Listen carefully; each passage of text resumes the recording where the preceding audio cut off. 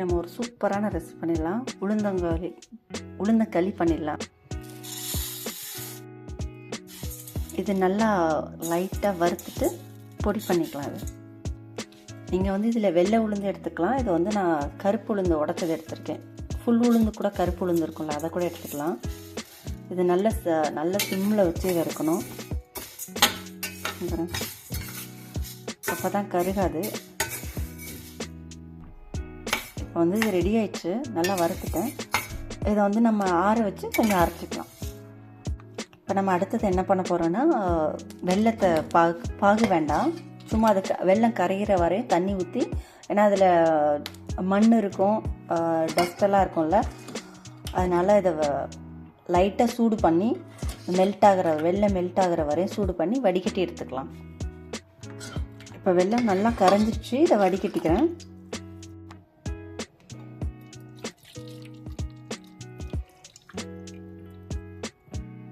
பாரு, வடிகட்டி எடுத்துட்டேன். அடுத்தது என்ன பண்ண போகிறோன்னா, இப்போ ஆறிடுச்சு, நல்லா நம்ம மிக்சியில் நல்லா பொடிச்சுக்கலாம். இப்போ நான் அரைச்சி எடுத்துகிட்டு வந்துட்டேன். இப்போ வந்து ரெசிபி பண்ணுறப்போ தான் நம்ம ஃப்ரெஷ்ஷாக வறுத்து அரைக்கலாம். சூப்பர், நல்ல ஸ்மெல்லு, நல்ல டேஸ்ட்டும் நல்லாயிருக்கும். இப்போ நம்ம அடுத்தது என்ன பண்ண போகிறோன்னா, இந்த வெள்ளைப்பாகு காய்ச்சிருக்கோம்ல, இப்போ நான் அடுப்பில் வைக்கல பேனை, அதை ஊற்றிடலாம். ஃபஸ்ட்டு எவ்வளோ ஸ்வீட் வேணுமோ அவ்வளோக்கும் ஊற்றிக்கணும். எனக்கு வந்து அந்த மெஷர்மெண்ட்லாம் தெரியல.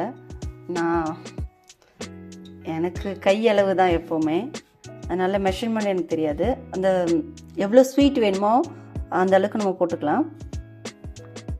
ஏன்னா நான் போட்ட மெஷர்மெண்ட் நான் போட்டது சொல்கிறேன் வேணாம். 1 கப்பு கருப்பு உளுந்து எடுத்தேன். இதில் ஒரு 1 கப்புக்கு எவ்வளோ சுகர் வேணுமோ நான் போட்டிருக்கேன். எனக்கு தெரில அது எவ்வளோன்னு. இப்போ நம்ம இது பண்ணியிருக்கோம்ல, இதை எடுத்து போட்டு நல்லா மிக்ஸ் பண்ணிக்கிட்டு தான் அடுப்பில் வைக்கணும், இல்லைன்னா கட்டியாயிரும்.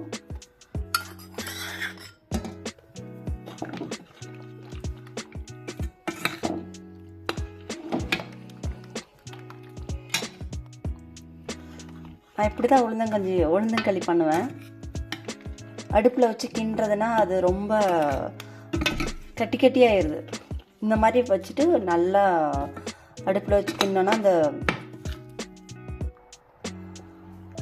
இப்போ ஈஸியாக கிண்டுறதுக்கும் ஈஸியாக வரும் உங்களுக்கு. இந்த மாதிரி நீங்கள் பண்ணி வச்சுட்டோன்னா அடுப்பில் வச்சு கிண்டும் போது ரொம்ப ஈஸியாக இருக்கும் உங்களுக்கு.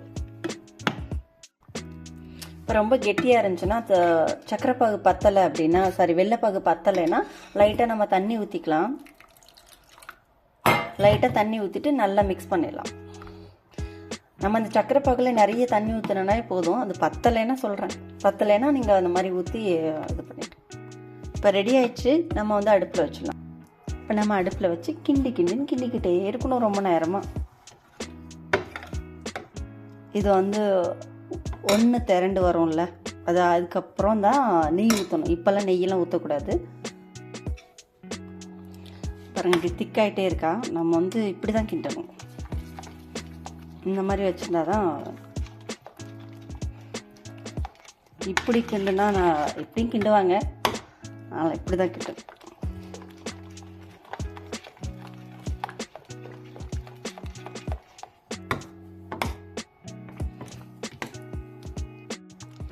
இந்த இது நைஸாக அரைச்சாலும் ஓகே, ஆனால் வந்து ரொம்ப நம்ம குறைன்னு அரைக்கவே கூடாது. இப்போ நான் ஏலக்காய் தூள் போட்டுக்கிறேன். இந்த ஸ்டேஜில் வரும்போது நம்ம வந்து நெய் ஊற்றிக்கலாம். கொஞ்சமாக நெய் விட்டுக்கலாம். வளர்றேன்.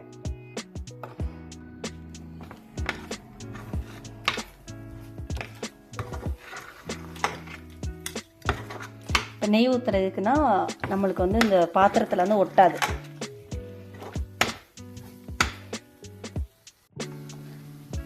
இப்போ நம்ம பாருங்கள், சுருண்டு நல்லா உருண்டு வந்துருச்சு பாருங்கள் நெய் ஊற்றுனதுனால.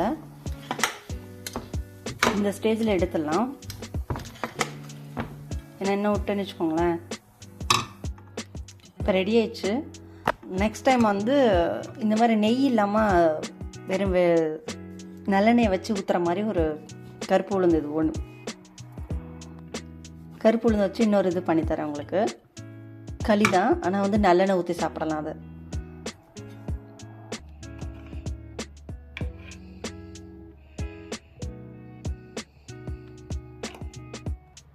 இது பார்க்குறதுக்கு கேக் மாதிரியே இருக்குது பாருங்கள்.